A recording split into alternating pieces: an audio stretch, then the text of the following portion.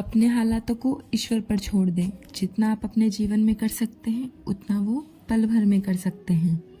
इसलिए आज से निश्चिंत हो जाएं, सब उस पर छोड़ दें। हरे कृष्ण दोस्तों, आज जो अनुभव आपको बताने जा रही हूँ वो बहुत ही अद्भुत अनुभव है, भावपूर्ण अनुभव है, सुनिएगा ज़रूर। तो आइए शुरू करते हैं।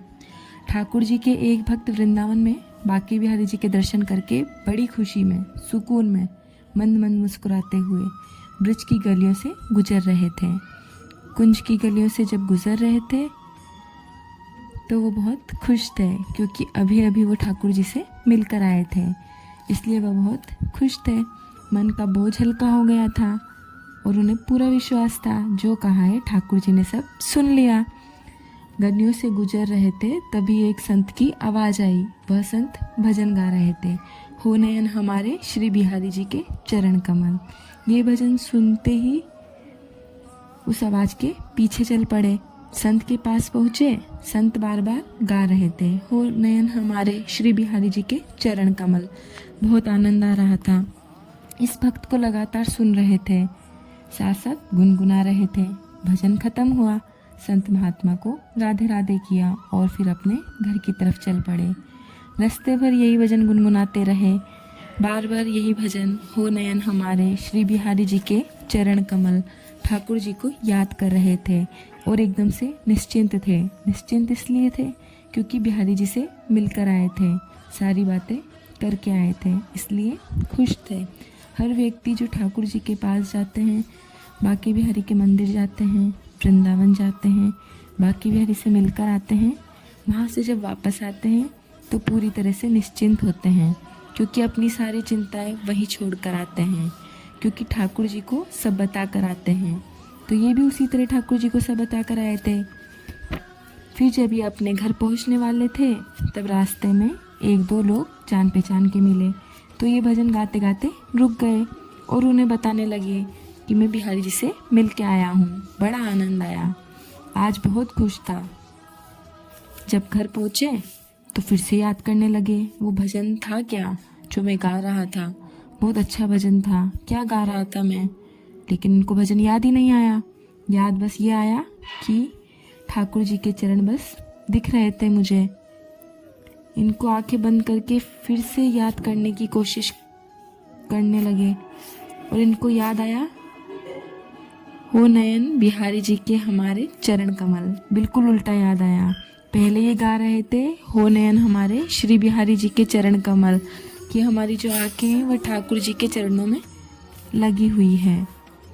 लेकिन अब ये गा रहे थे, हो नयन बिहारी जी के हमारे चरण कमल, कि ठाकुर जी के जो नयन है वो हमारे चरण कमलों में लगे हुए हैं। इन्हें उसमें भी आनंद आ रहा था। अब ये लगातार बस यही गा रहे थे और ध्यान कर रहे थे। बिहारी जी के चरणों का भाव से परिपूर्ण थे और ठाकुर जी को याद कर रहे थे, लगातार गा रहे थे, ध्यान करते रहे। 1 दिन, 2 दिन, 3 दिन लगातार यही गाते रहे। तो हुआ यूँ, जब ये पूरा ध्यान में थे, मग्न थे और गा रहे थे, तो साक्षात बिहारी जी इनके सामने आ गए। और जैसे ही बिहारी जी सामने आए तो ये देखते ही पागल से हो गए और ठाकुर जी के पैरों में गिर गए और कहा, ठाकुर जी आप आ गए, मैं तो आपका ही ध्यान कर रहा था, आप तो स्वयं ही आ गए। तो ठाकुर जी बोले, भैया पूरी दुनिया मेरे चरणों का ध्यान करती है और तू कई दिन से यही कह रहा है कि बिहारी जी मेरे चरणों का ध्यान कर रहे हैं। अब तेरे चरणों का ध्यान करना था तो मुझे तो आना ही पड़ेगा ना, तुम ही बुला रहे थे इतने दिन से तो मैं आ गया। तो ठाकुर जी ने जब इनको बताया और इसे अपनी गलती का एहसास हुआ तो ये ठाकुर जी से क्षमा मांगने लगे। तो ठाकुर जी ने कहा, तुम्हारे शब्द नहीं भाव सुनता हूँ, तुम्हारा प्रेम जो है वो मुझ तक पहुँचता है। तुम्हारे भाव ये थे कि तुम मुझे पाना चाहते थे, तुमने अपना ध्यान जो है मेरे चरणों से हटाया ही नहीं।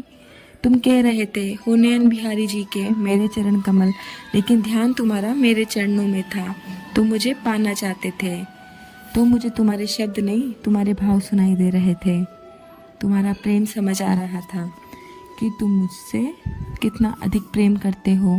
तुम्हारे प्रेम को महसूस करके आया हूँ, तुम्हारी कोई गलती नहीं है, तुम मेरे प्रिय भक्त हो। तो दोस्तों, बहुत सारे लोगों के ये प्रश्न होते हैं कि मैं भोग में क्या लगाऊं, भगवान की पूजा कैसे करूं, कैसे आरती करूं, किस समय आरती करूं, इस समय आरती करूं या उस समय आरती करूं, किस समय भगवान का ध्यान करूं, कैसे करूं, किन शब्दों से करूं। इन सब का जवाब जो है इस अनुभव में है। ईश्वर को सिर्फ आपका भाव पसंद है, आपका प्रेम पसंद है। आप चाहे शब्द कितने भी अच्छे बोलें, लेकिन मन में भाव नहीं तो वो ईश्वर तक नहीं पहुंचेगा। लेकिन अगर मन में भाव है और शब्द चाहे कुछ भी हो तो ईश्वर तक ज़रूर पहुंचेगा, क्योंकि ईश्वर प्रेम जानते हैं। मेरे ठाकुर वो प्रेम से मिलते हैं। प्रेम ही एकमात्र ऐसा रास्ता है जो उन तक जाता है।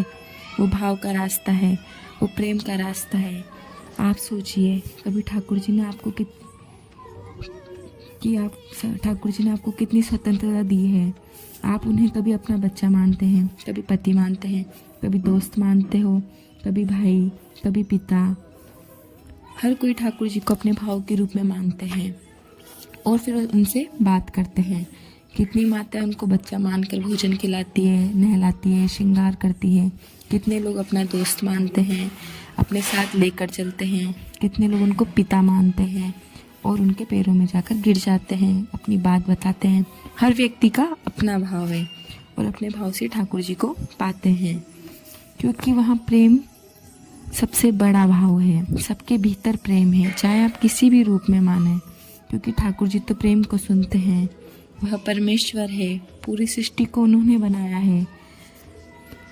तब भी आपको संपूर्ण आज़ादी दी है कि आप किसी भी भाव से मुझे प्रेम करें, तो आप सीधे मुझ तक पहुंचते हैं। यही एक मार्ग है जिस पर चलकर आप उन तक पहुंच सकते हैं। ईश्वर सदैव आपके साथ है।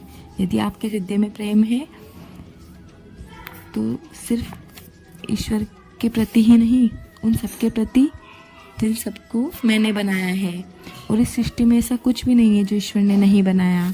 जब आप हर चीज़ से प्रेम करने लगोगे, हर व्यक्ति से, हर जीव से, हर जंतु से, प्रत्येक चीज़ से, तब देखना ठाकुर जी हर पल आपके साथ ही रहेंगे, हर क्षण आपके साथ ही रहेंगे। आप जहाँ खड़े होंगे वहाँ वृंदावन होगा, आप जहाँ होंगे वहाँ बैकुंठ होगा, क्योंकि ठाकुर जी वहाँ रहते हैं जहाँ प्रेम होता है, जहाँ भावना होती है। इसलिए अपने विश्वास को मजबूत रखिए, अपने भाव को सच्चा रखिए और अपना ख्याल रखिए। हरे कृष्णा।